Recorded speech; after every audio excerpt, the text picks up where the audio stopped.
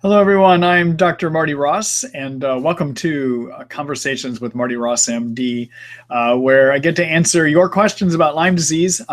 This webinar is created by you and your questions. So I look forward to seeing what you create with me tonight.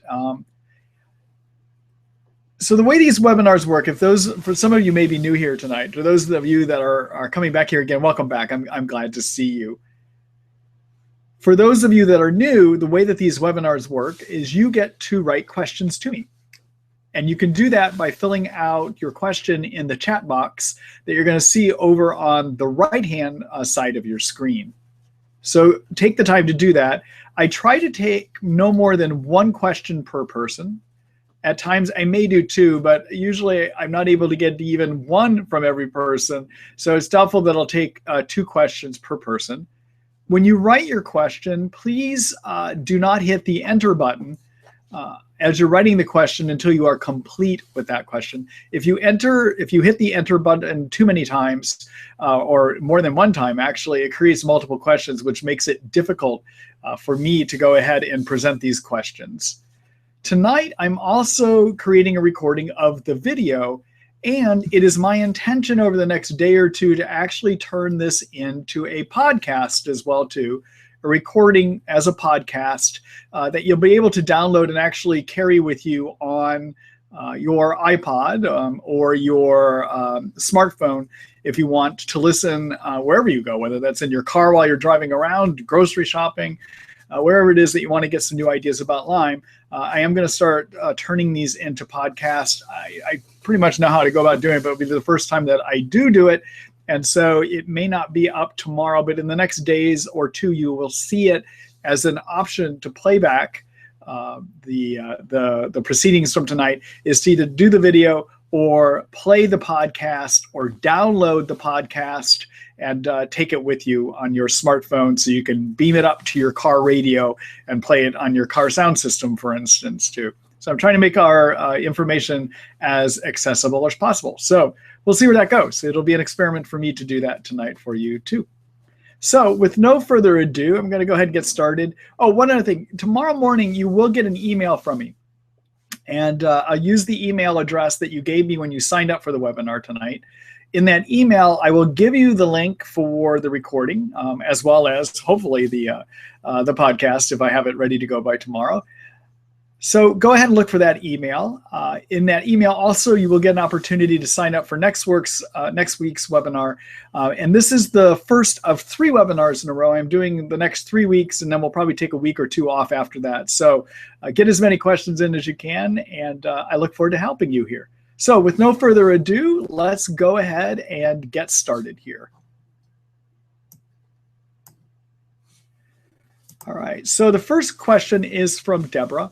And so just a comment to our podcast listeners, as it looks like I'm turning this into a podcast, and also to those of you that listen to the recording, you are not able to see the question posted on the screen. Those of you that are listening in the live webinar are actually seeing the recording or the question posted on your screen, but no one else can. So I do need to read that question out. So let me go ahead and do that. So first question says, hi, Dr. Ross. After 60 months of treatment, Lyme and Bartonella with antibiotics, I'm contemplating low-dose immunotherapy. If the immune system is turned off to Lyme-Bart, what keeps the bacteria from growing, possibly out of control? Can you take antibiotics while taking it? Thanks. Okay, so low-dose immunotherapy is one of the newer treatments of the season. I sometimes call these new treatments that everyone starts trying to be, I call them the IT treatments. And so this is an IT treatment of the season, but this one may have some merit. If some of you have been listening in on my webinars, you know that as I've been posed questions about low-dose immunotherapy in the last months, I've been hesitant about it. And actually, my opinion on that is shifting, but I'm still looking at information about it. But I'm at a point of considering even offering it as an option within my practice, all right? So as I get through the science on this a little bit more, I'll be glad to share more of it with you and anticipate writing an article. Probably within the next week or two, you should see a new article go up about low-dose immunotherapy and why, for some, it could be a good idea. So let's talk about what it is. So what low-dose immunotherapy does is you're given extremely, extremely diluted either injections or drops or cream of the germs that you have in you. So either extremely diluted pieces of Lyme, of Bartonella, Babesia, whatever it is that seems to be affecting you. You're given very low amounts of that, super, super, super diluted, like diluted a million times diluted. Okay. And what the idea is when you do low dose immunotherapy is you're training the immune system to not overreact to the germ. So that could be good or bad. All right. So on the good side, for some people with Lyme disease, it is very possible that the reason that we continue to have Lyme symptoms is that our immune systems are overreacting to germs that are in us, or maybe the germ is even gone, like in the case of Bartonella. I don't think we ever get rid of Lyme, but in the case of Bartonella, the germ may be gone, but the immune system is still just overly turned on. So what low-dose immunotherapy does is it desensitizes the cellular part of the immune system and its ability to overreact. All right. So we have generally there's two types of inflammation that we have in our immune systems. There's something called Th1 inflammation and something called Th2 inflammation. Th2 inflammation is generally inflammations triggered by something we're allergic to. It's driven by an antibody reaction, an allergy type reaction against something. Okay.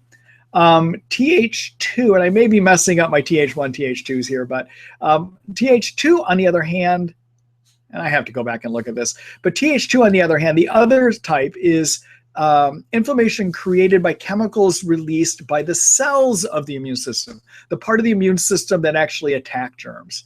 And that can get overactive as well too, and that's the side that low-dose immunotherapy addresses. Now, my concern here is that we want the immune system to be correctly balanced in a way that if a germ is still in us, like Lyme, that the germ is kept under control. We want the immune system to help us.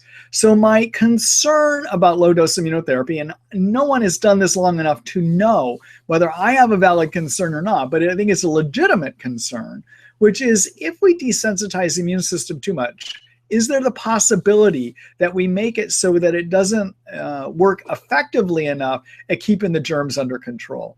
So what the ideal with low-dose immunotherapy, though, is that it rebalances the immune system so that it's no longer overactive, but yet the cellular part still is working in a way that it will keep the germ under control. And I got to be honest with you, I don't think we know if that is how it works, but that is what the goal would be, all right? So I'm looking at this, I'm studying it. In fact, I've got a continuing medical education course that I'm completing about it. I know that there are a number of my colleagues that are starting to offer it in their practices, and I'm encouraged primarily for people that have had Lyme, say maybe 2 years or so, maybe 1 to 2 years or so, they're not getting much better. And so it is possible that for those people, maybe what is going on with their Lyme is that it is an overactivity of the immune system. It's an autoimmune illness, if you will, that has been triggered by having the germs in you. Now, many of you may know that I already believe that that can happen. So for instance, one of the treatments that I advocate, if somebody's into treatment, say a year or more and they're not getting better, is to do a trial of something called low-dose naltrexone, all right? So naltrexone is another method that we can use to regulate an overactive immune system. And I've got articles about that. I'm not going to cover that right now. But it's another way that I say, let's give it a try. Let's see. I only find low-dose naltrexone helps maybe about 10% of people or so. But there's a group of people that it does help. And clearly from what some of my colleagues are telling me that have been trying low-dose immunotherapy, they think that it does help some of their patients that have Lyme. Again, I will try it. I will be offering it to my patients, I think, within the next months. But at least I think I am. I'm still studying it. But I'll be offering it probably within caveat, probably with a warning that will say, I don't know what this does to your Lyme long term. Okay. So then let's look at one other thing.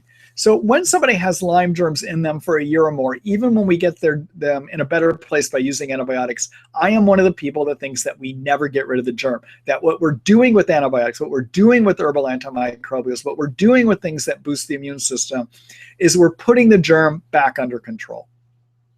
Now with Bartonella and with Babesia, I believe with treatment, with effective treatment, with the kind of treatments that I do, which I consider to be effective from what I see, I think we get rid of Bartonella or Babesia about 95% of the time. Now, I know many of you are on live discussion boards, and it would seem that no one gets over Bartonella and no one gets over Babesia. But remember, often the people that are in discussion groups are the ones that aren't getting better, all right? But what I see with the kind of treatments I recommend in my two articles, one's called Kills Babesia, a brief guide. The other one is Kills Bartonella, a brief guide. If you follow those guides, you're going to get rid of your Bartonella or your Babesia about 95% of the time, and therefore you don't need LDI for those. What LDI would be something effective for is if for people that have ongoing Lyme. And again, for anyone that has Lyme for a year or more when you start treatment, I think you're always going to have some degree of ongoing Lyme. That doesn't mean it's taking you out of life. It may mean they actually live 100% healthy life. It's just that the germ is still in you. Okay. So I'm going to do a quick screen share here to show you some articles that you can look at over some of the things I just talked about. Again, look for probably in the next week to 2 weeks, some type of an article to come up on low-dose immunotherapy. I'm going to try to publish on that one as well, too. So you have the same kind of information that I'm having as I'm learning about how to do this in a medical education conference or program that I'm in about this. All right. So let me go ahead and do a screen share here.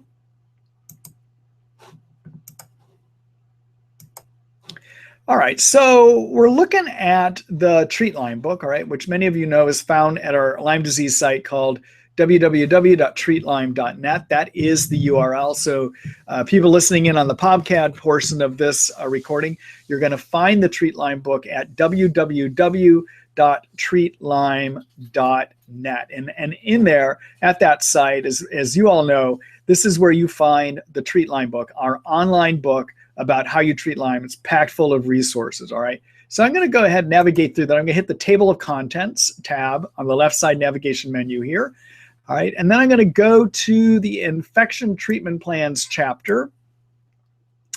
And I'm on that page now. What you're going to see here is that we have many options for you to treat your germs, all right? So there's this article called Kills Bartonella Brief Guide.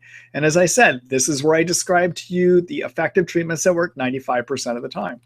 There's also the article that I have written called Kills Babesia, a brief guide, okay? And again, this is where I tell you the various types of treatments, the germ killers that you would use to treat Babesia and Bartonella. So take a look at both of those later. Again, you're going to find those within the Treat Lyme book, and that's what I'm looking at here right now at www.treatlyme.net. Now, just a brief comment, and I'm going to pull up the Kills Bartonella guide just to show you this, all right? So this is a recently updated guide. You'll see I'm circling that right here. Like many articles within the Treat Lyme book, when you subscribe to the Treat Lyme book, I try to stay on top of things and update this book regularly. So this is a living book. You will not find another living Lyme book out there. So when you subscribe, you will be able to see some of the latest ideas that we have, okay? So for instance, you will see an article on low-dose immunotherapy. I don't think you're going to find that in other published Lyme books like the one by Dr. Horowitz that was out recently. I don't think he has a chapter on this because this is too new of an idea for him, but you will see it here, all right? As soon as I get it written, that is. All right, but anyhow, one thing I want to point out about your killing your germs, you have got to do things to boost the immune system. It is not just about using your germ killers, all right? And to boost the immune system, I suggest you follow my Lyme disease treatment guideline called the Successful Treatment Recipe. I'm going to that now. So for those of you that are listening in on the podcast, I'm back. There is a tab that we have on www.treatlyme.net. On the left side navigation menu, there is a Lyme guidelines tab. I'm back on that page right now. Okay, so if you go ahead and look at this page, you're going to see there's steps that I say we should do to get you over Lyme. And these are all designed to boost the immune system. First one is I give you ideas on getting sleep. You need to make sure you're getting 7 to 9 hours of sleep. Second thing that the guideline addresses is what to do to knock your cytokines down. Cytokines are inflammation chemicals that are overproduced in Lyme, and they can suppress the immune system. They basically give you all your Lyme symptoms. Third thing you need to do is use an adaptogen, an herb that will help boost your immune system, and I like using ashwagandha. Fourth thing you want to do is correct any hormone imbalances, and I tell you how to do that here. Fifth thing you want to do is be on a good multivitamin. My favorite one that you can find at our supplement store, which is Marty Ross MD Terrabrook ND supplements at www.treatlyme.com, is a multivitamin called the Energy and Fusion. That's my favorite one. Part 6, you want to make sure that you get your yeast under control. And I tell you how to figure out even if you have too many yeast in this section. Okay. Part 7, make sure you kill your Lyme germs. And I give you ways to do that herbally or prescriptively here. Part number 8, follow some basic detoxification steps. I tell you how to do that here. Part number 9, treat your co-infections, okay? So these are just some basic things. You need to make sure you're doing these 9 steps. This is what boosts your immune system, all right? Now, I'm going to go back here and stop screen sharing here now. And this is just a comment. And I know I'm getting a little long-winded here, Deborah, in a response, but I hope that gives you some response to your question. The other part you asked is, can you still be on antibiotics while you're doing this? Yeah, be on antibiotics, because this is the low-dose immunotherapy is just a way of regulating your immune system. It's not doing anything that's going to affect the germ-killing ability of your antibiotics, okay? Now, there's one comment I want to make about my successful treatment recipe, the Lyme disease treatment guidelines that I work with my patients and that you see on our main website. And that is, there is a new section I need to add based on my latest and greatest Lyme disease nutrition article that many of you may be aware of. It is the most recent article that I have written. If you have not seen it yet, I urge you to take a look at it. In fact, I'll go back and screen share it here real quick just to show it to you. All right, so the latest article you're going to find, I'm on our table of contents right now, and there is a chapter called Nutrition. All right, and the latest article that I have written, and this came out maybe about a week and a half ago, I believe. I tried to get this ready as part of the New Year's for people doing New Year's resolutions. It's an article on how I think you should eat when you have Lyme disease. It's called The Best Brain Inflammation, Pain, Energy, and Detox Diet Ever. All right, I feel very passionate about this. And if you'll take a look at it, it's a pretty comprehensive article. There's a few videos on here that tells you how to do this. And then even within the article, I give you a resource that you can find recipes, for instance, which is a resource I use. It's called Paleo Grubs. And I think this gives you some really good ideas. Okay, so for those of you that are listening on the podcast, you're not seeing this, but I just showed people the article. And I'm going to go back now so that I'm back on the live webinar portion of things here. But let me just talk to you briefly about this diet. So the diet is a diet that is based on a paleo or a primal diet, all right, which means that it is low in carbohydrates. It is, however, a paleo diet with a big twist. And here's what the big twist is. It basically says designs your calorie intake so that you're getting about 60% of your calories through healthy fats. So this is a very fat-heavy diet.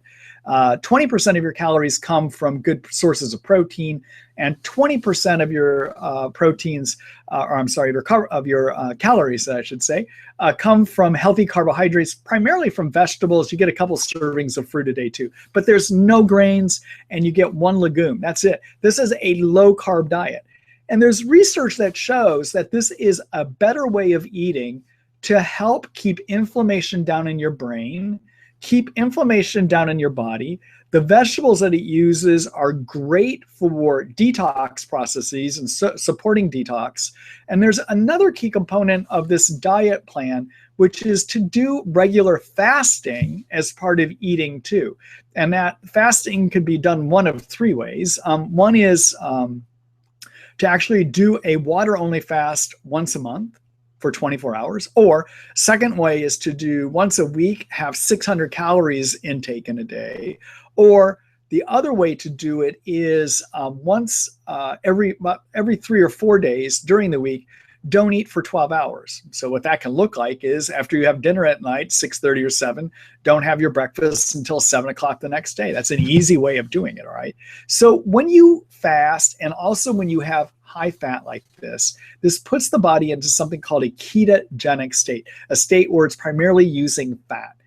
And there is good science that shows that this can help prevent Alzheimer's disease and that this can help prevent Parkinson's, which we all know are conditions that you sometimes might see with Lyme, all right? But the other thing eating like this does is this grows energy factories found in every one of your cells called mitochondria. So this is a diet that's great to improve energy over time too, all right? This helps fix your mitochondria.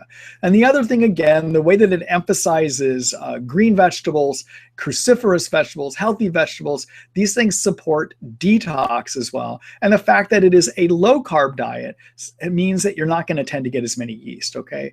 So take a look at, when you get a chance, I'm not going to go through this step by step. I really show you in this. There's 3 videos there that show you how to build the diet and how to work with it, okay? But it is a paleo diet with a twist in that it emphasizes healthy fat. It's using more fats than a standard paleo diet does, okay? And where I got this diet from, it came to me through a group called the Institute for Functional Medicine. It is something they call the Mito Food Plan. I have their full permission to have all their resources up about this. I wanted to put it up to make it available to you. And I'm finding it to be one of the biggest things I've done in terms of helping the health of my patients and even my health as well too. I'm actually on, I've been doing it for about the last month and a half and understand the ins and outs of doing it as well too. So take a look at that article. You'll find it on the nutrition page in the Treat Lyme book at www.treatlyme.net. And if you get a chance, you're looking for some recipes, take a look at that Paleo Grubs cookbook as well too. All right. All right. So thank you very much. Deborah, you asked one thing, but of course I had to go up, but I wanted to tell everyone sometime tonight about this new diet because it really is creating big changes for a number of my patients. And I want to make sure everyone's aware of it too. And I'm glad you brought up low-dose immunotherapy because that's got to be the next new article that I write too. All right. Thank you, Deborah. Good luck to you.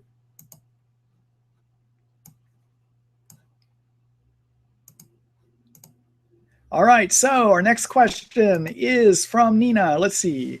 No questions. I just want to thank you so much for your Mito diet guide and for sharing your own experience. Thank you. So everyone, Nina, thank you. I didn't plan this, okay? I did not plan that Nina was going to make her comment there, but I get many comments like this on a regular basis, even through my email system where people are writing to me about that food diet. So take a look at it.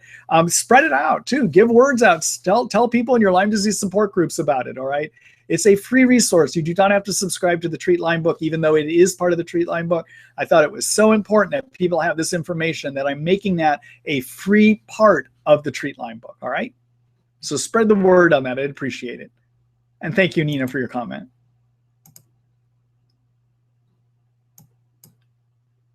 All right, let's see here. Let me go to the next question. This next question is from Kathy. Hello, Kathy, and welcome here. Let's see. How can I treat Lyme and Bart when I Herx at the tiniest doses? 40 milligrams Zithromax every other day is all I can tolerate. I Herx on 1 drop of Banderol or Cemento or Hatunia. After Herxing, I do not completely return to baseline. Doctor says I must reduce dose if Herx. I'm 62 and weigh 100 pounds. All right. So let's look at that. And so when people have a hard time with Herxing, there's a few things that I consider, all right? Number one, Well, first of all, let's talk about what a herx is, because that'll help people to understand part of this. All right. And excuse me, everyone, for a minute. I'm looking at my image on my computer, and all I can see is a door handle sticking outside my ear. I've got to go close that door. Just a second here.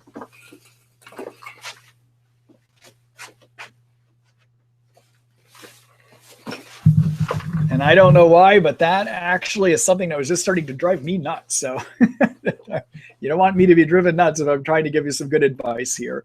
So looking at why it is that people feel ill in Lyme, I want to introduce a concept called cytokines. And cytokines have everything to do with Lyme symptoms, and they also have everything to do with herxing and why you may be having a hard time getting through this. All right.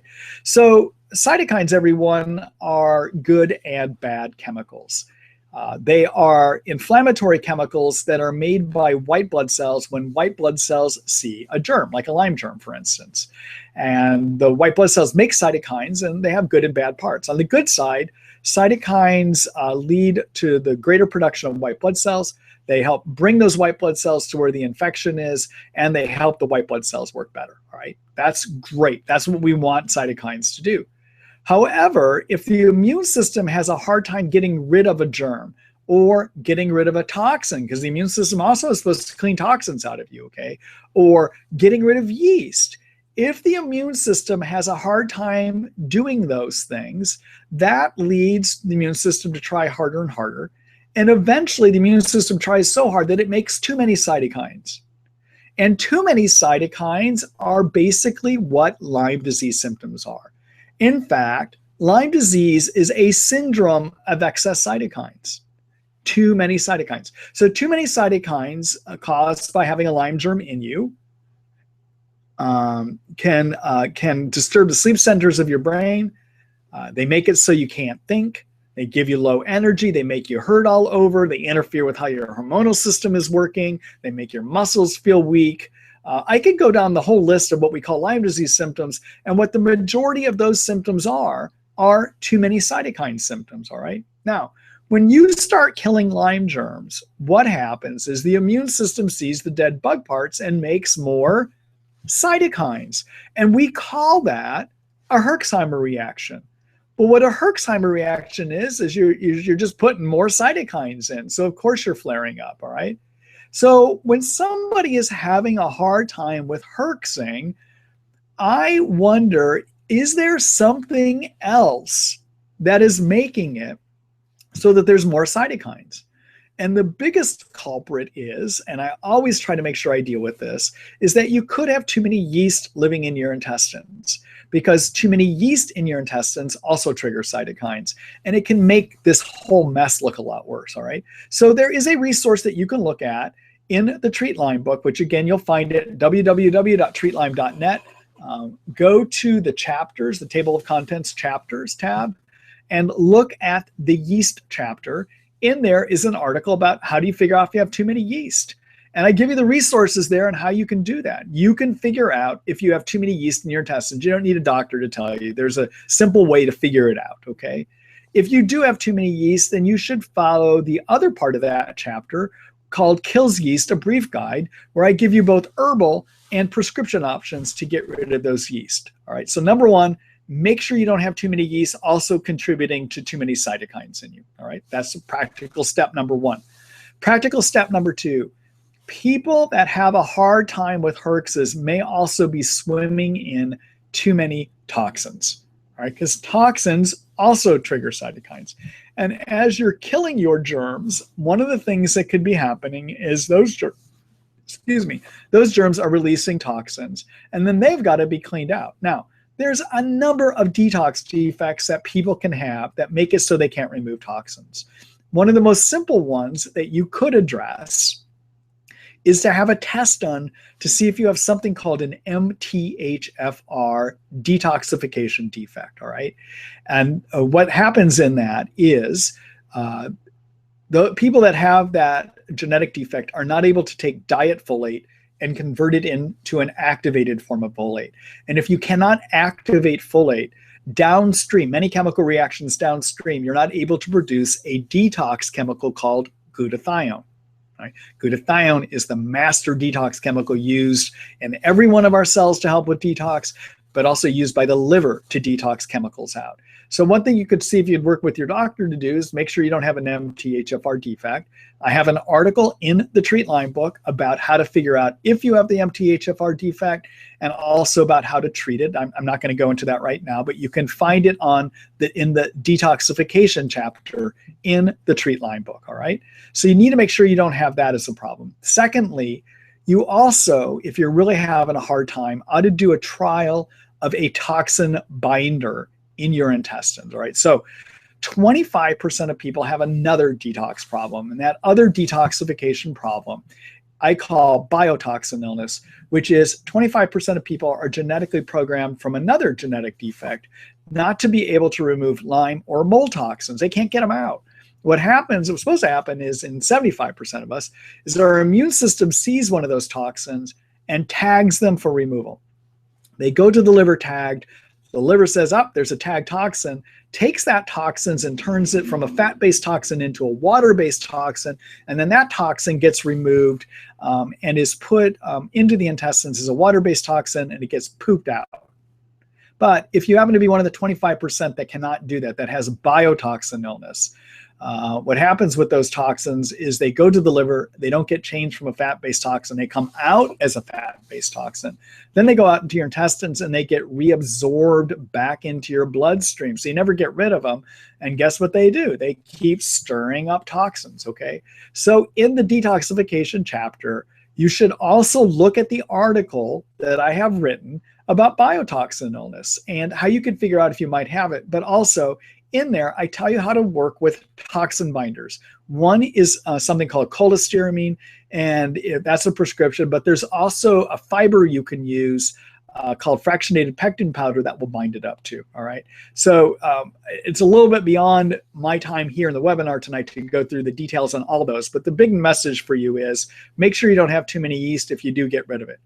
Secondly, go ahead and make sure you don't have detox abnormalities, and at a minimum, give a trial of about 2 to 3 months of binding toxins in your intestines so that you can pull them out, okay? And look to see if you have that MTHFR defect. The other thing I would do is get on a source of glutathione. Glutathione or raise glutathione levels. My favorite way to do that is to use a product made by Research Nutritionals called Trifortify Orange. They have studies now that show that it actually does raise red blood cell levels of glutathione. So they actually have some science that does show that this form of oral glutathione will actually get absorbed into your system and actually raise levels of glutathione. Okay, now glutathione is the master fixer of everything, all right, and a master detox chemical. So you can add it in terms of your supplements, and the Trifortify Orange you would do is 5 milliliters. Taken 1 or 2 times a day. And again, you can find that at our supplement store, which is www.treatlyme.com, which is Marty Ross MD and Tara Brooke ND supplements if you're looking for a place to find that as well too. Okay, so those are some things I would think of. Okay, now finally, the other thing that I want to just make a comment of, Kathy, and this is also common to anyone that has a hard time getting up to full strength on their medicines, all right? So if you happen to be a person that has detox problems, that may mean you also are a person that has difficulty detoxing out your antibiotics. Wow, you didn't think about that, right? Many people don't realize your antibiotics are toxins too, but in a good way. I mean, we're using them to kill germs, okay? But antibiotics have to be metabolized out by the liver, and the liver does it using detox mechanisms. And so some of us that have detox abnormalities to many things may just have difficulty removing our antibiotics. And that's okay. It just means you don't need as much going in. Because what we're interested in killing germs is that you have an adequate blood level, that you have high blood levels, all right? But what determines your blood level is what goes in and what gets cleaned out. So if you are a person, I'm starting to see, if I have people that have a lot of detox abnormalities, that may mean they're the person also that is not cleaning out of their system their antibiotics quickly enough. Therefore, I don't need to put as much in to get up to those good drug levels. So many of you know, for instance, I recommend an herbal antibiotic approach called Banderol Cemento. All right. And my goal is to get people to 30 drops twice a day on that. And that seems to work about 85 to 90% of the time to treat Lyme. Well, you know what? I can't get everyone there. Some people I can only get up to 15 drops twice a day and they still get better. If I go over it, they stay sick all the time, okay? And so those are people I think that we just don't need to put as much in because they're not cleaning out their Banderol Cemento as quickly either, all right? All right, so that's a long-winded response, but it's a complicated problem when you get into not being able to take too many things, all right? So my advice to you, see if you have too many yeast and get rid of them. Number 2, get on glutathione to help support your liver detox mechanisms by doing that Tri-Fortify Orange. Number 3, check to see if you have MTHFR abnormality, and if you do, fix it. Number 4, start on a toxin binder to treat for possible biotoxin illness. You may be one of the people that cannot remove Lyme and or mold toxins when they get in your system, and that's keeping your cytokines all stirred up as well too. All right? So Kathy, that's a long-winded response. I'm going to just do a quick screen share here so that I can show you where you can find some of the resources I was just talking about. I'm just going to walk it through you real quick. All right. So I'm back in the Treat Lyme book at www.treatlyme.net. I'm going to go to the table of contents. I'm going to go to the yeast chapter. All right. And in the yeast chapter, here, look, even in the yeast chapter, I have that diet I was telling everyone about tonight, the best brain inflammation, pain, energy, and detox diet ever. Why is that sitting in the yeast chapter? Because it's a low sugar diet. It's not going to feed your yeast, okay? All right, anyhow. So there's an article in here called Yeast Assignment Problem, Do You Have Yeast? Take a look here. I tell you how to figure out if you have too many yeast, all right? And then there is this other article called Kills Yeast, a Brief Guide. There's even herbal options within there too, all right? Then the other chapter that you ought to take a look at is the chapter called Detoxification. And there are 2 articles that you ought to take a look at here. Actually 3. There's an article on glutathione. I just told you about the wonders of glutathione. There's another one called Lyme and Mold Toxins, a Lyme Bite, that I call biotoxin illness. And then the third one is this one called MTHFR and Detoxification, a Lyme Bite, okay? All right. So let me go back here. So, Kathy, I hope that gives you some useful information. Everyone, I know that's a long discussion, but I know that Kathy is not the only person that has problems like this. Maybe she's having a severe degree of it, but probably a lot of you have had problems with this before. So I hope that gives you all some insights to this as well, too. And then finally, as you can see, if you're going to get a lot of information, I'm giving you information, but it's probably a good idea for those of you that have not subscribed yet. There's that Treat Lyme book. The Treat Lyme book is packed full of good information. When you go to www.treatlyme.net, start scrolling through the table of contents or do a search to find the article you want. When you start trying to read what you want to read, if you have not subscribed, there will be a subscribe page that pops up where you buy access to the book, okay? It is available online only, but I highly encourage it. I think people get some great benefits from that. All right. So thank you for that question tonight, Kathy, and good luck to you.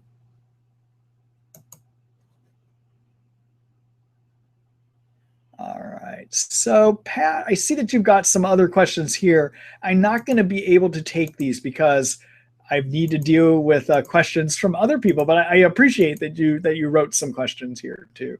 All right, this next question is from Jeff. Hi, Jeff. Last time we spoke, we both had a bad connection. Can you send me contact info to Jeff? So, Jeff, the best way to find me, if you want to go ahead and write to me, would be to go to our contact page at treatlyme.net. There is a way that you can write a question to me or whatever it is, how you want to contact me. You can contact me through there. I am the one that looks at the comments that we get through that page. So go ahead and write to me through there. All right? All right. Good luck to you.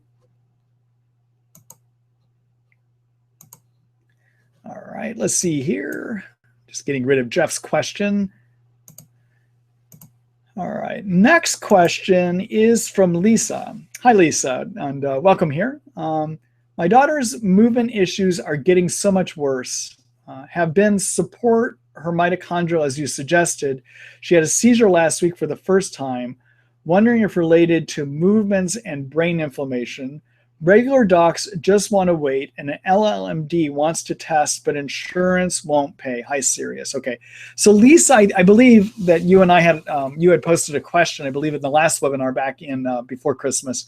And everyone, I just want to bring some brief points up that I think covers what what we talked about before. So Lisa has a daughter who's having a lot of seizures. Often everyone, as many of you with seizure problems in Lyme know, they don't show up in the way that a standard seizure would be measured by the medical community, meaning on EEGs. That's the test where you put a bunch of wires on the head. We try to see, do you have electrical activities of seizures?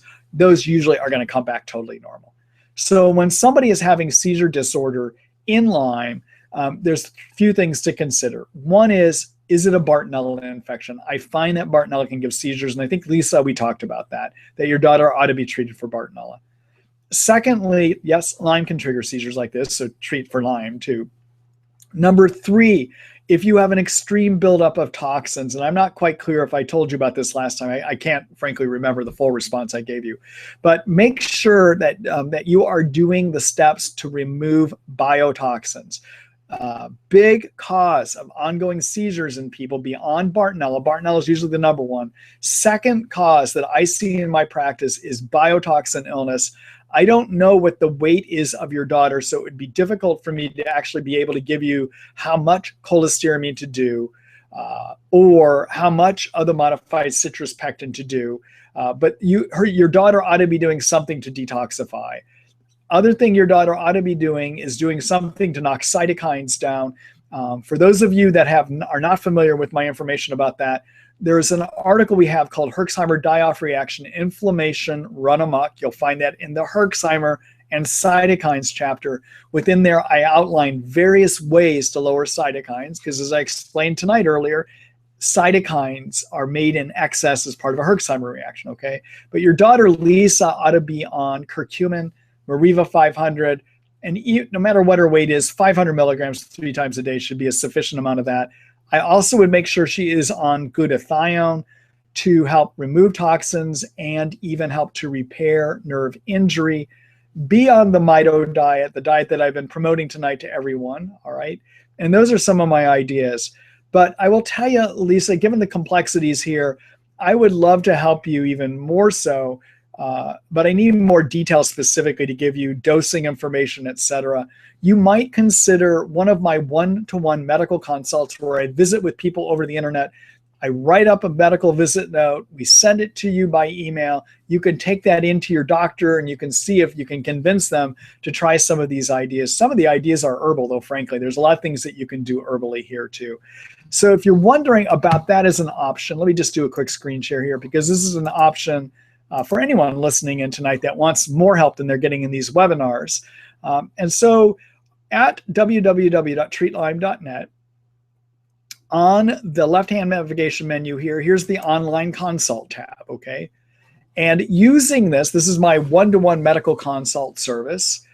Read through here. I explain the ins and outs of the visit, but basically, because I don't get to examine you, I cannot prescribe for you, nor can I order tests, but I can learn a lot. And in fact, you learn about 95% of what you're going to do with the patient to 100%, you know, just by talking to a person. We don't really need to do a lot of physical exam work we do. In fact, there's been studies coming out showing that. There's publications within the Journal of the American Medical Association, for instance, that show that you can get as good of care doing video visits as you can with actually getting an exam. Exams are not needed that much in managing this illness in particular too. But I can write up a medical visit for you, and then you take that. There's many things you can do on your own, but also you can talk to a physician about that as well too, that might be able to help you with the prescriptions if those are required. To do this, you will need to fill out a disclaimer form where it says basically what I just told you, and you have to sign off on that. And it's a good idea to do these as Skype visits, okay? If you are interested in doing one of these, fill out this form up here at the top of the page, send it in. Christine, who is my right hand, who helps me run this place and helps people get the help that they need, she'll be able to get back to you and help you get this set up. All right. So good luck. And actually, again, I want to do the screen share on this so that I could show anyone that might be interested in getting some help from me in more detail than we're able to get in these webinars, how you might go ahead and get that arranged. All right. Thank you, Lisa, for that question. And good luck with your daughter. I'm sorry that she's still having such a hard time. One comment about the Mito diet, too, which is the diet that I've been promoting again tonight because I feel so strongly about it, is it takes time. It's not going to give you full benefits in a month, okay? It may take 2 months. It may take 3 months, but stay with it. Good luck. Hello, Josephine. Good to see you here. Hi, Dr. Ross. I recently heard about Amethyst Biomat, which claims to deliver far infrared deeper into the body than a sauna does. Have you heard of this? And if so, what do you think of it? Thanks for all you do for us, Josephine. You're welcome, Josephine. So there's a product out there called the Biomat, which I believe is what you're talking about with the amethyst stone. I have no way of evaluating their claims. It is a way of doing an infrared treatment. So everyone, infrared rays are the same kind of rays you feel from the sunshine, all right? And that is a heat source that has the ability to penetrate to equal depths throughout you. So for instance, many of you are familiar with regular sauna, not an infrared sauna, but a regular sauna.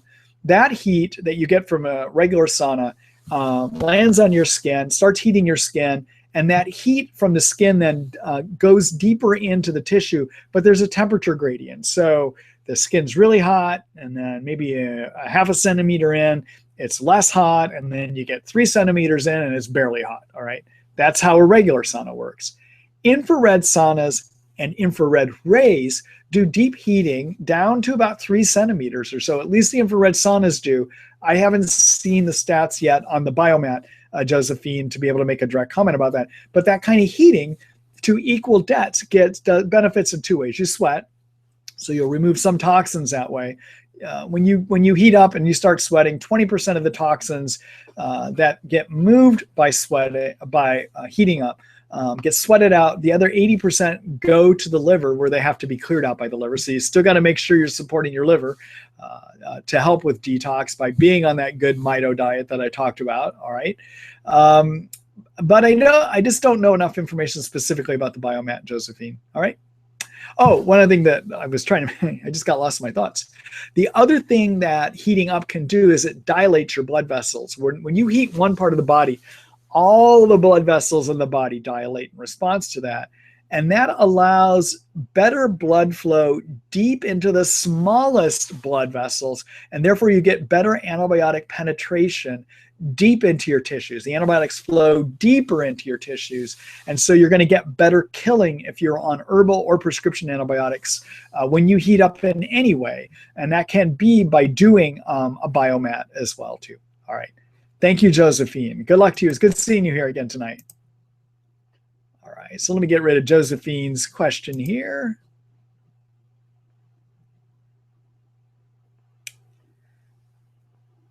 Let's see. I'm sorry, I'm trying to clean out some partial questions that didn't come through all the way. I'm just removing those so that I can post the main question here, all right? So again, those of you that are watching the recording that are not participating in the live webinar, you're not going to see these questions. People that participate in the live webinar are actually seeing the questions posted on their screen. And again, I'm turning this into a podcast recording. So those that are listening by podcast, hello.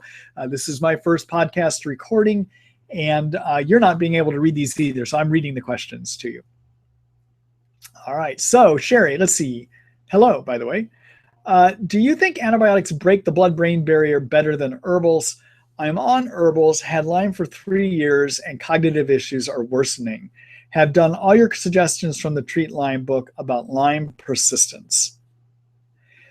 So the best way to penetrate into the brain is IV antibiotics or IV equivalent antibiotics. So let me look at that. So IV antibiotics means you have an IV line that goes into your arm, and you have a bag of fluid that has the antibiotics in it, and it drips right into your bloodstream. That's a way of getting high levels. High drug levels cross the blood-brain barrier, all right? That's the idea. There's two other ways to get those high drug levels, though. One is to use whopping doses of oral amoxicillin or something called a Ceftin. So by whopping doses of oral amoxicillin, what I mean is 1,500 to 2,000 milligrams 3 times a day. Let me put that in context, all right? When we use amoxicillin normally to treat throat infections or ear infections, we're going to dose it for an adult at 500 milligrams 3 times a day, 1 pill 3 times a day. So when I use it at IV equivalent dosing, I'm dosing it at 3 to 4 pills 3 times a day. Okay, that's whopping doses. The idea is if you put enough in the gut, a lot gets absorbed into the bloodstream, so you get high drug levels that way, all right? So another way to cross the blood-brain barrier is to use whopping doses of oral amoxicillin. Third way is to do butt muscle injections of a type of penicillin called bicillin. That does a great job too, all right? So those are probably the strongest ways. Now, any oral antibiotics we use also can cross the blood-brain barrier. It's just that some do better than others. My favorite at crossing the blood-brain barrier is something called minocycline. The reason I like it is that it treats 2 of the 3 forms of the Lyme germ. So many of you know from watching my webinars and reading the Treat Lyme book that there are 3 forms of the germ that I think we ought to address in Lyme, and 2 of those forms are attacked by minocycline. Minocycline is also fat soluble, and because it's fat soluble, it makes it easier to get into the brain. So things that dissolve in fat get into the brain easier. We think this thing called the blood-brain barrier is actually a protective layer of fat, effectively, that keeps toxins out of the brain. Minocycline is probably one of the strongest oral antibiotics besides whopping doses of amoxicillin to do it. But other ones can do it, like Biaxin can do it, Flagyl can do it, Tinidazole can do it. They all can do it to a degree. These are just some that are better than others, all right? Now, with the herbals, the Banderol Cemento, for instance, so the herbs that we might see as something called the Cowden Protocol, or the herbs we see as something called the Buhner Herbal Protocol, or the herbs I recommend in Kills Babesia Brief Guide or Kills Bartonella Brief Guide, any of those herbs have the potential to cross the blood-brain barrier, just like the antibiotics do. But the proof is in the pudding. And if you're doing something for a while and you're not getting better, your symptoms keep worsening, it's time to think about changing to a different approach. That could be changing to different herbal antimicrobials, or it could be going to some kind of a prescription regimen, including oral antibiotics as well too, all right? So Sherry, that's just kind of an overview. I could give you probably more detail specific to your situation if I could visit with you, and I already showed you tonight, if you're interested in doing something like that to get more of my advice, how to do one of my one-to-one medical consults. Again, you can, for those of you that are listening by podcast tonight, you can see that at our website, www.treatlyme.net. There is a consult tab on the left-hand navigation menu that you would take a look at, okay? All right. Thank you, Sherry. All right, so let's go ahead. I'm getting rid of the question from Sherry from my list, and now we're going to go to the question by Phyllis. Hello, Phyllis. Let's see. What is the best way to tell if the Lyme treatment isn't working versus working too well and making me feel badly because of toxin overload? I have been on a Lyme protocol for 6 months. This has included Omnicef, azithromycin, Alinea, naturopathic herbs, and detox supplements, all right? Well, boy, that's complex. Phyllis, there's not a simple way for me to answer that. I hear your overall question, but to be able to help guide you through that, I need to know more what happened with each antibiotic. I need to know, was there a point at which you were doing better and then things fell apart, in which case I might think you developed too many yeast that's keeping you sick.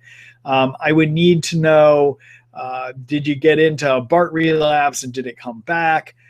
Et cetera, et cetera. There's more things I would need to ask. It's a bit complex to answer in this kind of a format. I'd love to help you. Take a look at my one-to-one medical consult, okay? And again, you can find that on the consult tab at www.treatlyme.net, my Lyme disease treatment information site, all right? All right, thank you.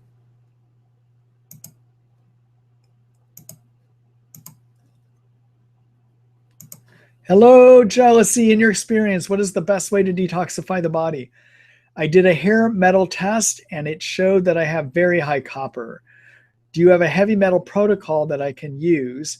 Can I get rid of metals and treat my Lyme at the same time? All right. So, in terms of heavy metal toxicities, my threshold of when to treat heavy metals is actually pretty high. I don't go after them that often because, in my experience, that is not where I would start treating. I find low benefit in doing heavy metal detox work for most people. So I usually like to see large elevations in mercury, or very large elevations in lead, or very large elevations in copper to detox, and I only see benefit in this world of Lyme disease,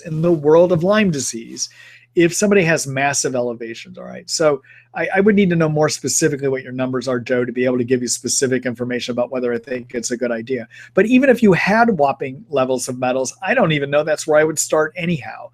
There are many other things I would do first. So the way that I like to look at Lyme disease, everyone, is that Lyme disease is a total load phenomenon illness. There are many things collectively that add together to create the illness. And those things are the germs, cytokines created by the germs, toxins from the environment, our genetic predisposition to be able to detox or not detox. There is a whole article, for instance, that I have written about this, and I'm just going to show you a diagram from it because I think it does a better job than what I'm starting to do here. So I'm going back to the Treat Lyme book here. All right, so I'm back at our website, www.treatlyme.net. Go into the table of contents, and there is a chapter called About Lyme Disease. The article that I would have you take a look at about this concept that I'm talking with you about is this article called What is Lyme Disease? A Mess of Things. And if you see here, there are many, many different things that add up to this blue disease box in the middle of the screen. All right. Many things add up to create disease, of which infection is just part of it. Some of it's our genetics, some of it's hormonal imbalance, some of it is dysfunction of our energy factories called mitochondria. Some of it is our ability to deal with toxins. All right. So just some of it. All right. So that is, and heavy metals is way out here. This is just one piece of the puzzle. Look at all these other pieces that you could be dealing with. All right. So let me tell you the order that I go in, what I see to be the effective approach, because I don't think when we treat Lyme disease that we have to fix every problem. We just need to fix enough of these problems to restore health, to get you healthy again. All right, so let's look at how I do that. So to do that, I'm going to go to the Lyme disease guidelines tab here on the left-hand navigation menu. All right, and what I think the most important things to address before you even get to detox is, and I went through this earlier, this is my Lyme disease treatment guideline. Number 1, get sleep. Number 2, lower your cytokines. Number 3, be on an adaptogen. Number 4, fix your hormones. Number 5, be on a good multivitamin. Number 6, get rid of yeast and keep them under control. Number 7, treat your Lyme infection. Number 8, do basic detox steps. And to answer your question about what do I think about detox, follow the basic steps here in Lyme Detoxification 101, the basics. Okay, this is the article that you'll find in the Treat Lyme book. Number 9, treat your co-infections. All right. These are the things that you should do first before you start thinking about doing fancy things like removing heavy metals. I don't think that's where you start. So if you see here, part 12 of the Lyme disease treatment guideline that I wrote is called Special Considerations for 6 months and Beyond. This is when you start thinking about some of these other things, but only after you've dealt with the first 11 steps. And I need, again, to add a new step in here, which is be sure you're on the Mito food plan, that diet food plan that I showed everyone earlier tonight in the nutrition chapter, all right? And it's free, so make sure everyone takes a look at that, all right? But then down here, you'll start seeing, I talk about detoxification treatments you might want to start considering, and one of those is heavy metals, all right? So I do have a small article about that. I primarily talk about lead and mercury in this, and there's a video that goes with that too. But copper, I usually don't find much benefit after going after copper. And I do think, I know a number of my colleagues will do a lot of heavy metal detox. I think it's highly overrated. I have done it in my practice. I do it in my practice at times, but it is just one of those things that I find such low overall benefit that it is not where I started first. Those steps that are built into the successful treatment recipe are the ones that I find give the biggest impact at restoring health. And only if they don't work do I think it's time to advance into those other realms. All right. That's just in general. Now, granted, that's in general. I mean, if I visited with you and I found that, wow, you got sick when you got all that copper exposure, I might say, let's go after copper. But in general is what I'm talking about. All right. Good luck to you. And thank you for that question, Joe. All right. Next question is from Laura. Hello, Laura. Let's see. Hi, Dr. Ross. What do you think about MDL laboratories? Do you think they are reliable tests for Lyme and co-infections? I have been treating for about a year and everything was negative. I heard everyone who tests through IGeneX is positive. Do you find this to be true? So, Laura, I think the best lab actually is IGeneX or the state laboratory, SUNY Stony Brook. The State University of New York has a Lyme disease lab at SUNY Stony Brook. They do a good job too. I think those are the primarily two best labs that are out there. I don't agree that IGeneX finds too many positives. I think what it is IGeneX finds positives because they're there and their test is designed to find it. MDL, I don't think does as good of a job. I don't think they have as high of a quality lab for the Lyme. In terms of co-infection testing, regardless of who does it, we don't have good co-infection testing. I don't even think that IGeneX has good co-infection testing. And the issue with co-infections, especially with Bartonella and with Babesia, is we have too many strains that we can't detect with testing. So for instance, Bartonella, we estimate that there's 30 strains of Bartonella. And Babesia, we estimate 15 to 20 strains of Babesia. And yet IGeneX can only test for 2 strains. Most labs can test for maybe 2 strains of it as well too. And Bartonella, we can only test for 1 or 2 strains. It doesn't matter who the lab is. That's all that we can really test for. So when you get a negative test back for Babesia and Bartonella, so what? It doesn't prove you don't have the illness. And what we need to do in this illness, this Lyme disease, is we use tests, but I think a lot of my colleagues way over rely on tests and they don't put their hat on. They don't put their thinking hat on. Lyme disease, because our testing is really not that great at either finding it, finding it. And Western blot through IGeneX has the success rate of about 80% of finding it. Okay, that's the best we do with the test is 80%. This is an illness where you need to think. You need to say, are there enough symptoms? Gosh, that germ might be there, all right? So for instance, Bartonella, I don't even test for it. What I do is if somebody has Lyme disease and they have enough symptoms of Bartonella, I'm going to treat for Bartonella because I know not to trust the test. Same thing with Babesia, all right? So how do you know if you have Babesia or Bartonella? Well, you got to look at the symptom list and you got to see, do you have enough of those symptoms? So let me talk about what those are. And there's an article that you can look at in the How to Diagnose chapter in the Treat Lyme book, which you'll find at www.treatlyme.net. Look in the How to Diagnose chapter called Could It Be Bartonella or Babesia, the Signs and Symptoms, all right?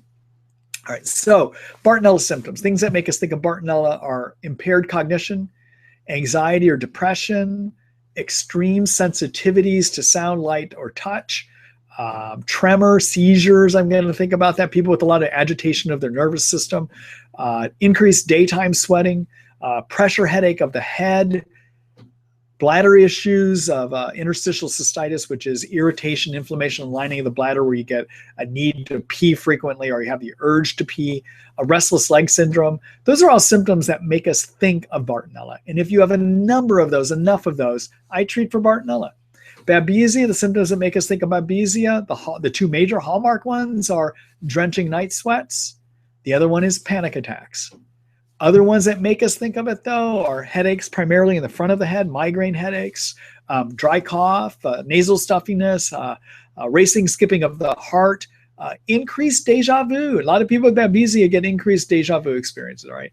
Then the other physical things you might think of is if you have a bunch of little red, bright red, almost blood color looking spots, Those are the things you'll see with babesia sometime. And Bartonella can give you a rash that looks like scratch marks. Those are things to think of, all right? So we just look. Do you have enough of those? The symptoms and the signs for babesia or Bartonella? That is probably more reliable than any test is.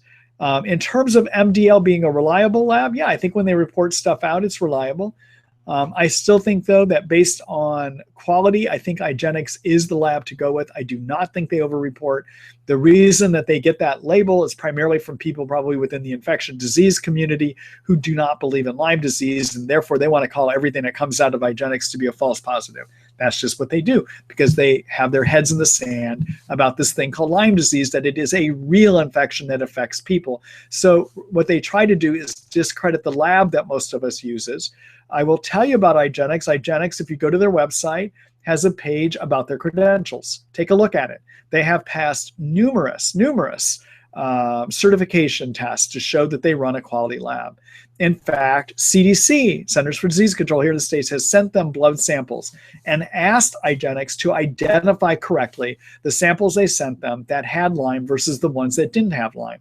IGeneX method, using these studies, was able to identify Lyme about 80 to 85% of the time in samples that had it. And when it did identify that a sample had Lyme, it was correct 96% of the time. The Centers for Disease Control standard, which many other labs use, when IGeneX used their standard on the same samples of blood, only found Lyme when it was present 60% of the time, okay? IGeneX runs a quality shop. It's just that the infectious disease community has spread this vicious rumors out there that it is not a good lab because they try to discredit it. And I don't think that they overfind the amount of Lyme that's out there.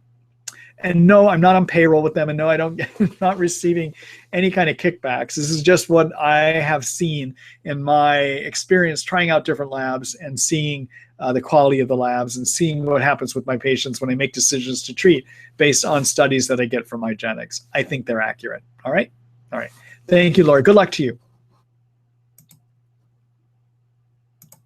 All right. Let's see here. I'm just looking at questions here. All right, here's the next question. This one's from Brenda. Hi, Brenda. Thanks, Dr. Ross. You're welcome. I have Lyme and Bartonella. I have tingling and sometimes vibrations when I eat sugar or something like dried fruits. Is this the Lyme spirochetes acting up or from nerve damage? What can I do besides avoid sweets? So tingling and vibrations would be neurologic symptoms. So to answer your question, part of your question, Brenda, was are these neurologic? Yeah, tingling and buzzing and those vibrations, those are signs of nerve injury. Why the sugar is setting off, I'm not clear. We do see, for instance, sometimes with people with diabetes that if they have high sugar, they have neurologic symptoms, neuropathy. The best I can say is avoid sugar so that you're not injuring your nerves. I would follow the Mito food plan, which is in that diet article that I was showing everybody tonight. I think that is the best way, number one, to repair nerve injury. You'll see, read that article, you'll see. But also it's a way of not putting too many sugars in you too. That might irritate your nerves, as it appears that they are here too. All right. Good luck to you, Brenda. And thank you for that question. All right, let's see here. I'm getting rid of Brenda's question.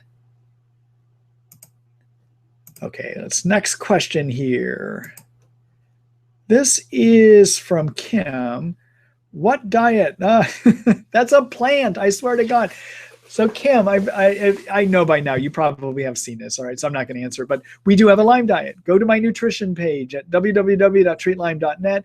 In the Treat Lyme book, go to the nutrition chapter, click on the diet that I wrote, the most recent diet post that is there. That is the Lyme diet that you should follow, all right? It's free.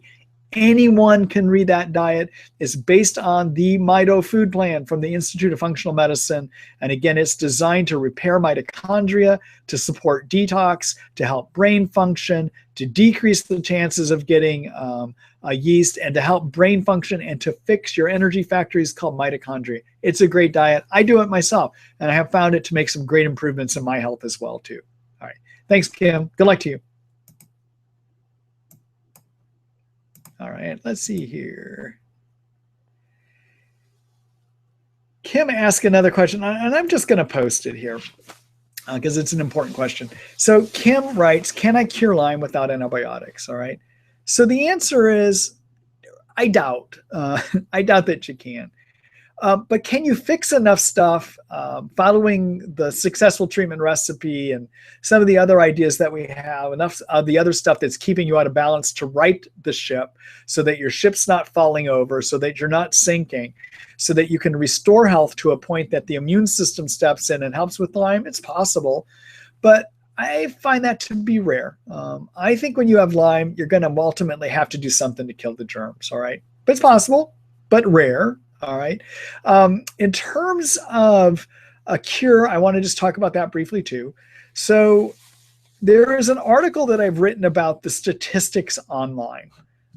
Like, what are your chances? What do we get people better? Do we cure somebody with Lyme disease? And I'm just going to do a quick screen share here because it's just easier for me to show it to you as I'm talking with you. All right. So on the table of contents back at www.treatlyme.net in the Treat Lyme book, I'm going to go to the chapter called Recovery Time and Odds. That's Recovery Time and Odds.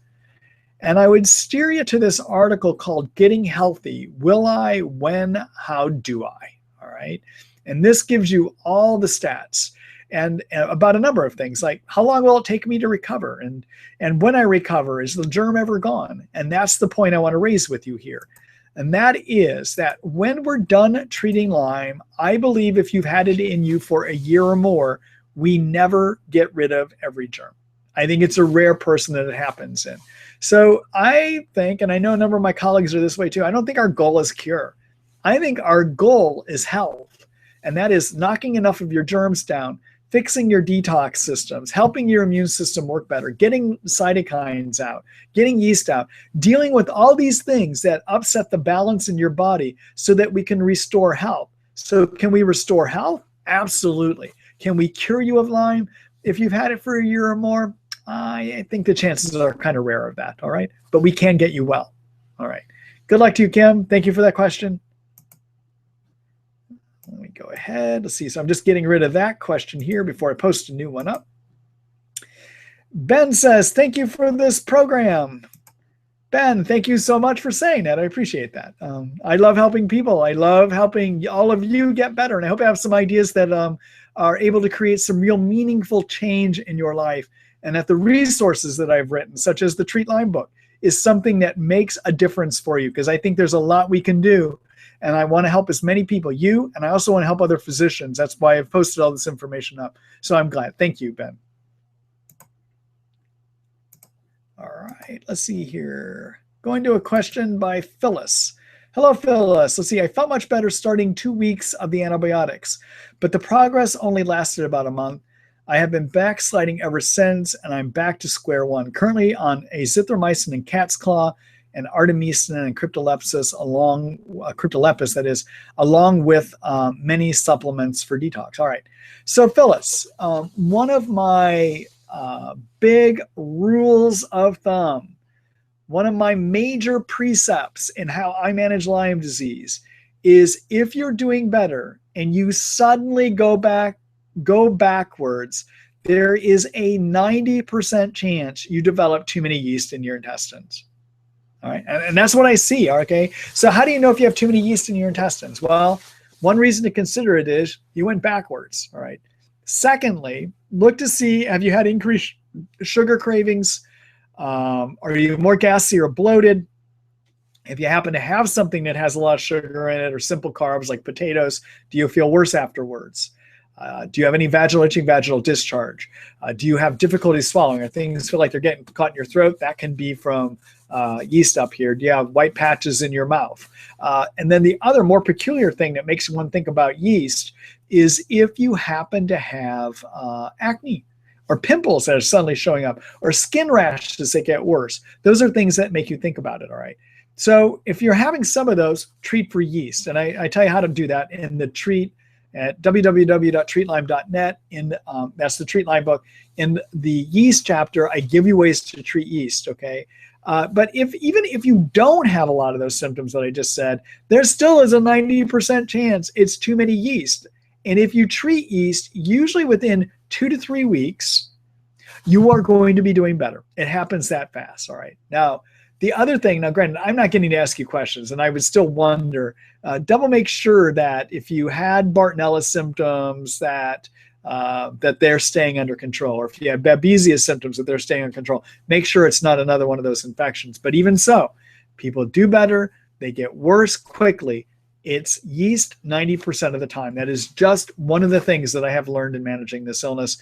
The other thing it might be too, besides a missed Bartonella or a missed Babesia infection, in that 10% that's not yeast, is it could be you just can't handle the toxins, that you need to do more to detox. And for that, again, either listen tomorrow to the part of this video tonight that was about detox. All right, I said there was a person that asked a question about not being able to take good doses of medicines, and I explained part of that could be detox. Listen to it. It's like one of the first questions tonight. I talk extensively about detox there. You could take a look at that, or get into the Treat Lyme book in the detoxification chapter. Look at the recommendations I have there about detox too. But I give you a 90% chance this is yeast. All right, and if it is, that's great. 2 to 3 weeks, you're feeling a lot better if you follow the treatment recommendations that I have, and you'll find those again in the Treat Lyme book. All right. Good luck to you, Phyllis. Thank you for posting that question. All right. So I just have to say something. You know, I'm not going to get through all these questions tonight. I think you all know that. It's about 6:17 now, but I'm going to keep going here a little bit longer. But I just want to congratulate you all for being here, for taking a chance on you. And I also want to congratulate those people that are really stepping up and taking a chance by writing a question. So thank you for doing that as well, too. The questions you're writing are helping everybody that's listening in on this, so either tonight or during the video recording that you'll be able to get, or when I post the podcast for this, probably in the next few days. All right. So yes, as I said earlier, this is going to become available by podcasting. And when I get the podcast channel set up correctly, you will be able to bring this podcast with you wherever you go to hear me again and again. Not that I'm asking you to do that, but you can learn. I mean, there's something you can learn, and it's a great way. The thing about podcasting is you download it onto your iPhone or your smartphone. You can bring it with you, and then you can play it while you're in the car, and you can use your Bluetooth to hook it up to your radio in the car. You can listen and learn, or you can walk around while you're grocery shopping, get some ideas. And that's what all of this is about, is giving you new ideas that you can try out to recover from this illness, okay? All right, so next question is from Craig. Hello, Craig. Let's see. I developed severe back pain in the last 6 months, and it seems like ankylosing spondylitis fits the symptoms because I only have pain waking me in the early hours, and then it subsides after a few hours. I haven't seen a rheumatologist yet, but any chance Lyme could be the cause? So ankylosing spondylitis, everyone, is an inflammatory arthritic condition, autoimmune arthritic condition of the spine. And there is a genetic predisposition to having it, okay? It's an HLA-B27 genetic defect. If you have that and you have this kind of inflammation, you have to have a genetic setup. Now, does Lyme trigger autoimmune illnesses? All right, so the HLA-B27 genetic defect that I told you about just says you're predisposed to have the condition. Now, does Lyme trigger it to manifest? Maybe. I don't know. We have no science that shows it. Could Lyme be triggering arthritis in the same joints that ankylosing spondylitis does, and that it's really just a Lyme problem and not an ankylosing spondylitis problem? Possibly. So the answer is, I don't know. We don't have any science that shows it, okay? All right. Good luck to you, Craig, and I appreciate that question. Thank you.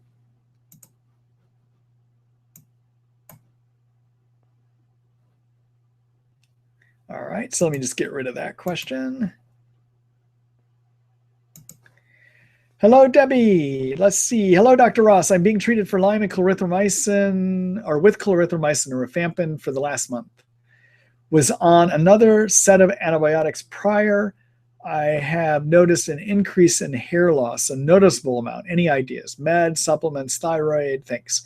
So whenever you get hair loss, we have to go back to just doing basic medicine, okay? First, do basic medicine. And basic medicine says, look at low thyroid, or look for low thyroid, and check iron levels, all right? And the way you want to measure iron levels is measure the storage form of iron called ferritin. And if your ferritin level is less than 40, you don't have enough iron. You could be losing hair because of that. In addition, if you have symptoms of low thyroid, don't go by the testing. Tests for thyroid are not entirely accurate in Lyme either. The reason is those cytokines that are in excess interfere with the correct interpretation of the brain about how to regulate thyroid. And so a chemical that most doctors measure to see how your thyroid is working is a chemical made by the brain called thyroid stimulating hormone. It's not made correctly. It's made erroneously when you have too many cytokines in Lyme, so you can't trust it. What you need to do to see if you have a thyroid issue is do check the levels.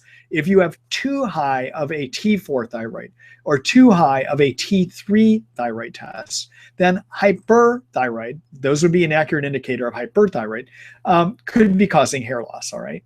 And if you have both of those are way too low, less than normal, then that proves you have low thyroid. Do not allow your doctor to do TSH. Stop them. Stop your doctor. Don't let them do TSH testing. It's worthless in Lyme disease. Now, let's say if you T4 and your T3 come back in normal range, well, then you got to figure out, do you have symptoms that say low thyroid? And symptoms that say low thyroid, one is hair loss. The other is, do you have cold intolerance?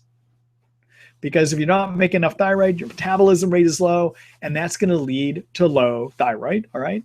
And then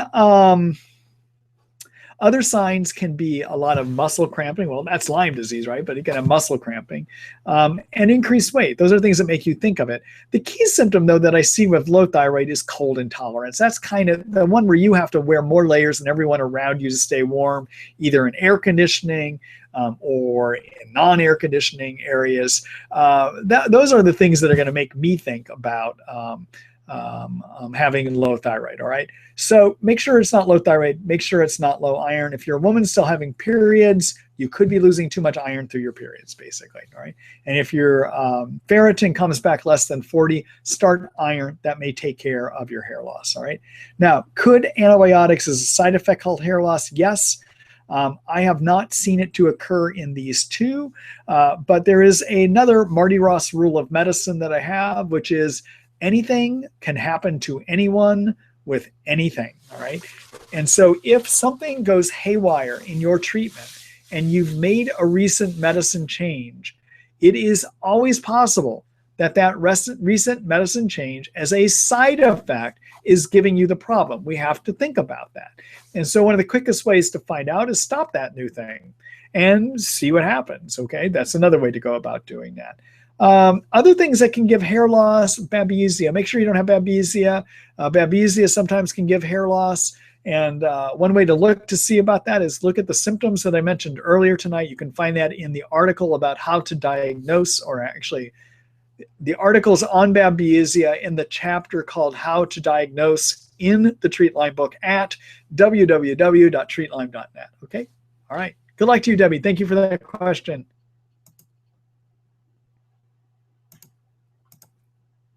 All right, next question is from Randy. Hello, Randy. Let's see. I've been on Banderol and Cemento for the last 3 months when I relapsed. I have a severely pinched nerve in my back, which is very painful. Doc gave me gabapentin for pain, 900 milligrams daily. It's making me tired and weirder in the head than I already was. Does gabapentin suppress the immune system? No, it does not suppress the immune system, but as a side effect, it can make you feel weirder than you have ever felt. All right. It can help with pain, but some people, it's the side effects. The neurologic side effects are too much. So I'd go back and talk to your doctor again and see if they would help you with a different medication. All right. I don't think this is a good one for you. All right. Good luck to you. Thank you for that question, Randy. All right. Let's see here. Next question is from Shirley. Okay, let's see. Hi, Dr. Marty. I have Lyme, Babesia duckani, and Microti. No problem.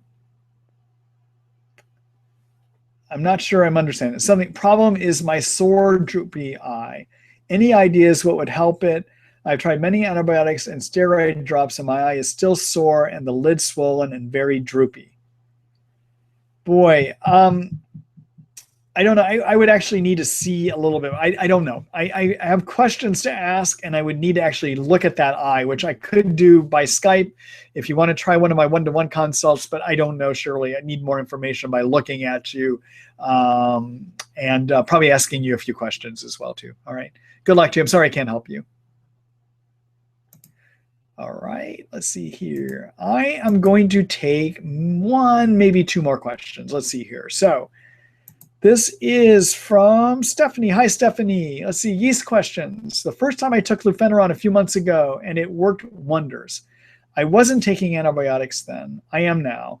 I have been having yeast issues, and I'm now on my second recent Lufeneron run, third overall, and it isn't working. Is this a surprise, and should I try without meds?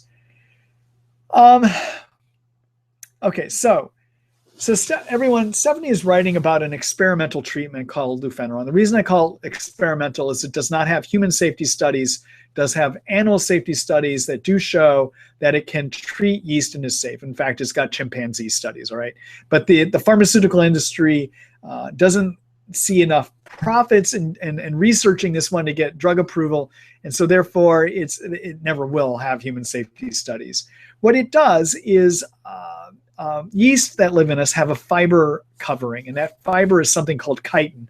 And Lufeneron is a chitin synthesis inhibitor. It stops the production of chitin. In the course of living, yeast develop holes in their covering and they have to repair it. And if we block their ability to make chitin, they eventually develop a lot of holes and they die. Now, Lufeneron can work quite well for a lot of people, but there's been some changes that I wonder. Okay, so first of all, Lufeneron, there was a product that most of us were getting from a source in Switzerland that is now no longer able to sell. She was shut down, and that was a type of Lufeneron. The newer source of Lufeneron that I'm using is out of Canada, and you'll find that on the Lufeneron article that you will find on the Treat Lyme book at www.treatlyme.net. In the Treat Lyme book, you will find it in the chapter called Yeast. In there is an article on Lufeneron where I give you the URL for the current source that I'm using. That newer source I've been using, and it's working. I'm still not clear if it is as effective of a Lufeneron as the Swiss source was. So one of your problems, Stephanie, may be we just don't have as good of a product now that the Swiss source went away. All right, it's possible. I just don't know for sure. But it's also possible that this Lufeneron is not going to work as well in a yeast and an antibiotic environment. So yeah, you may want to consider stopping your antibiotics, or look at the other ideas that I have about how to treat yeast in the Kills Yeast article. It just may be that Lufeneron is not going to work for you. It doesn't work for everyone. I find it works about 80% of the time, maybe 85% of the time, but it doesn't work for everyone. And maybe it stopped working. I don't know why. Or again, maybe this source that we're using just isn't as good as the Swiss source, although I am using it on a number of my patients and seem to be getting good results with them too. Okay? All right. Sorry about that. I hope you find an answer. I hope you find a way to treat your yeast. All right. Then let's see here. One more question I'm going to take. This is a question from Pam. Hello, Pam. Let's see here. This is a question about GI NCAP. That's GI, second word NCAP, ENCAP, which is a product made by Thorne, everyone. Can it be taken the same time as antibiotics during the same meal? All right, so yes, it can. So everyone, this is a product made by Thorne that has in it marshmallow, some licorice.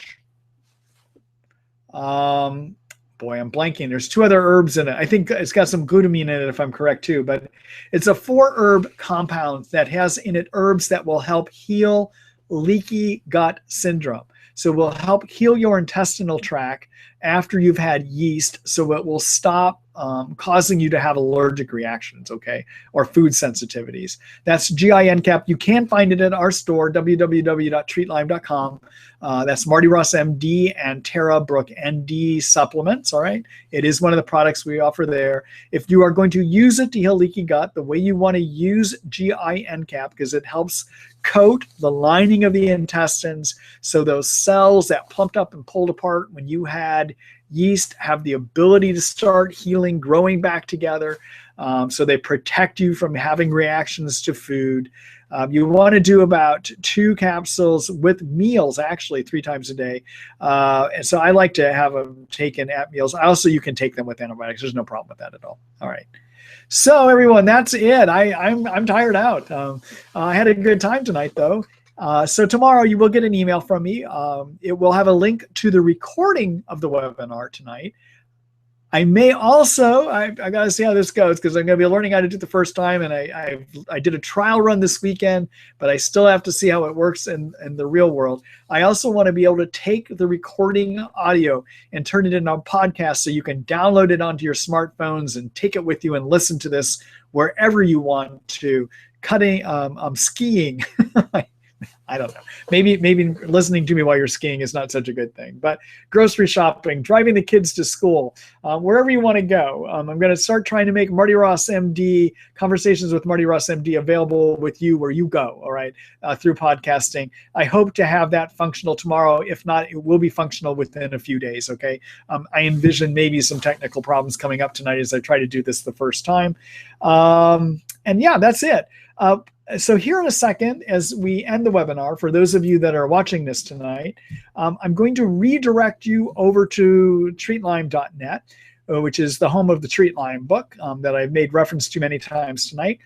If you want to subscribe, and I think you should, I think it's a great resource that'll give you ideas that you can use on your own or those that you can bring to your doctor to give them some ideas too.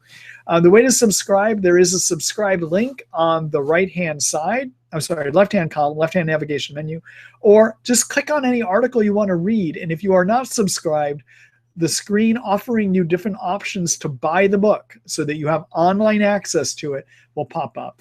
And I hope you'll do that because if you support the work that I'm doing here, you're supporting my ability to do these webinars and to write more articles like the one I'm going to be writing here eventually on low-dose immunotherapy, LDI. All right? All right. Thanks, everyone. I look forward to seeing you in a week, actually, at the next webinar. Good night.